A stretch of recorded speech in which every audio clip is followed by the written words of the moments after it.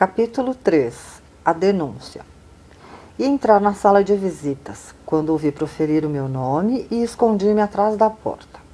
A casa era da rua de Mata Cavalos, o mês novembro.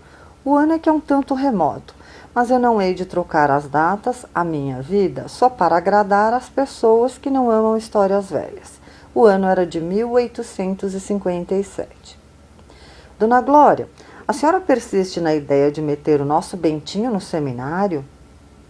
É mais que tempo, e já agora pode haver uma dificuldade. Que dificuldade? Uma grande dificuldade. Minha mãe quis saber o que era.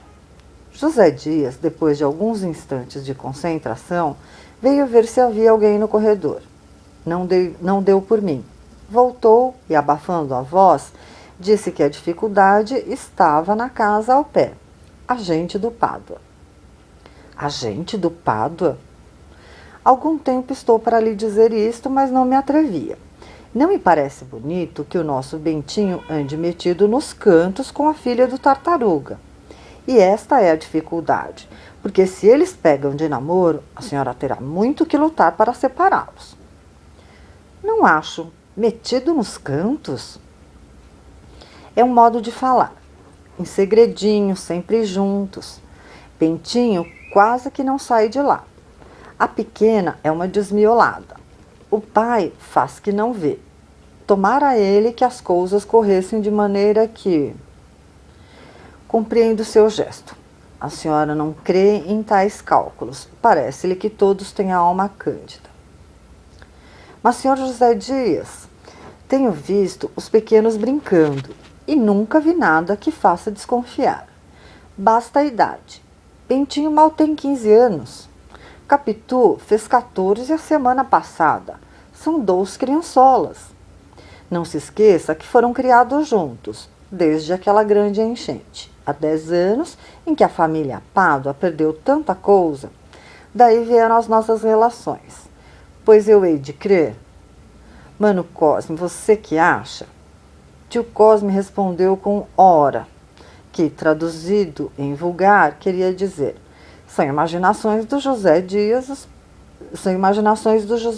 os pequenos divertem-se, eu divirto-me. Onde está o gamão? Sim, creio que o senhor está enganado. Pode ser, minha senhora, oxalá tenham razão, mas creiam que não falei senão depois de muito examinar. Em todo caso, vai saindo tempo, interrompeu minha mãe. Vou tratar de metê-lo no seminário quanto antes.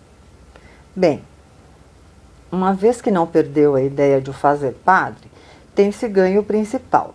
Bentinho há de satisfazer os desejos de sua mãe, depois a Igreja Brasileira tem altos destinos. Não esqueçamos que um bispo presidiu a Constituinte e que o padre Feijó governou o Império. Governo como a cara dele, atalhou tio Cosme, cedendo a antigos rancores políticos. Perdão, doutor, não estou defendendo ninguém. Estou citando o que eu quero é dizer que o clero ainda tem grande papel no Brasil. Você o que quer é um capote. Ande, vá buscar o gamão. Quanto ao pequeno, se tem de ser padre, realmente é melhor que não comece a dizer missa atrás das portas. Mas olhe cá, mana Glória, a mesma necessidade de fazê-lo padre é promessa, há de cumprir-se. Sei que você fez promessa, mas uma promessa assim, não sei. Creio que bem pensado. Você que acha, prima Justina? Eu? Verdade é que cada um sabe melhor de si, continuou o tio Cosme. Deus é que sabe de todos. Contudo, uma promessa de tantos anos... Mas que isso, mana Glória? Está chorando? Ora esta, pois isto é cousa de lágrimas? Minha mãe assoou-se sem responder. Prima Justina, creio que se levantou e foi ter com ela. Seguiu-se um alto silêncio, durante o qual estive a pique de entrar na sala, mas outra força maior, outra emoção. Não pude ouvir as palavras que tio Cosme entrou a dizer. Prima Justina exortava. Prima Glória, Prima Glória. José Dias desculpava-se. Se soubesse, não teria falado, mas falei pela veneração, pela estima, pelo afeto, para cumprir um dever amargo, um dever amaríssimo. Capítulo 4. Um dever amaríssimo. José Dias amava os superlativos. Era um modo de dar feição monumental às ideias. Não as havendo, servia a prolongar as frases. Levantou-se para ir buscar o gamão, que estava no interior da casa. Cozi-me muito à parede e viu passar com as suas calças brancas engomadas, presilhas, rodaque e gravata de mola. Foi dos últimos que usaram presilhas no Rio de Janeiro, e talvez no mundo. Trazia as calças curtas para que lhe ficassem bem esticadas. A gravata de cetim preto com um arco de aço por dentro imobilizava-lhe o pescoço. Era então moda. O rodaque de chita, veste caseira e leve, parecia nele uma casaca de cerimônia. Era magro, chupado, com um princípio de calva. Teria os seus 55 anos. Levantou-se com um passo vagaroso do costume, não aquele vagar arrastado, se era dos preguiçosos, mas um vagar calculado e deduzido. Um silogismo completo, a premissa antes da consequência, a consequência antes da conclusão. Um dever amaríssimo. Capítulo 5. O agregado. Nem sempre ia naquele passo vagaroso e rígido. Também se descompunha em acionados. Era muita vez rápido e lépido nos movimentos, tão natural nesta como naquela maneira. Outro sim ria largo, se era preciso, de um grande riso sem vontade, mas comunicativo, a tal ponto as bochechas, os dentes, os olhos, toda a cara, toda a pessoa, todo mundo pareciam rir nele. Nos lances graves, gravíssimo. Era nosso agregado desde muitos anos. Meu pai ainda estava na antiga fazenda de Itaguaí e eu acabava de nascer. Um dia apareceu ali vendendo-se por médico homeopata. Levava um manual e uma botica. Havia então um andaço de febres. José Dias curou o feitor e uma escrava e não quis receber nenhuma remuneração. Então meu pai propôs-lhe ficar ali vivendo, com pequeno ordenado. José Dias recusou, dizendo que era justo levar a saúde à casa de sapê do pobre. Quem lhes impede que vá a outras partes? Vá aonde quiser, mas fique morando conosco. Voltarei daqui a 3 meses. Voltou dali a 2 semanas, aceitou casa e comida sem outro estipêndio, salvo o que quisessem dar por festas. Quando meu pai foi eleito deputado e veio para o Rio de Janeiro com a família, ele veio também e teve o seu quarto ao fundo da chácara. Um dia, reinando outra vez febres em Itaguaí, disse-lhe meu pai que fosse ver a nossa escravatura.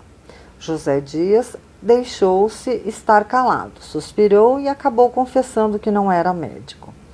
Tomara este título para ajudar a propaganda da nova escola, e não o fez sem estudar muito e muito, mas a consciência não lhe permitia aceitar mais doentes.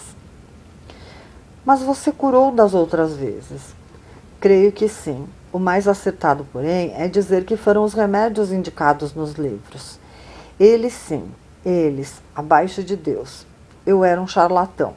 Não negue. Os motivos do meu procedimento podiam ser e eram dignos. A homeopatia é a verdade, e para servir a verdade menti. Mas é tempo de restabelecer tudo. Não foi despedido como pedia então.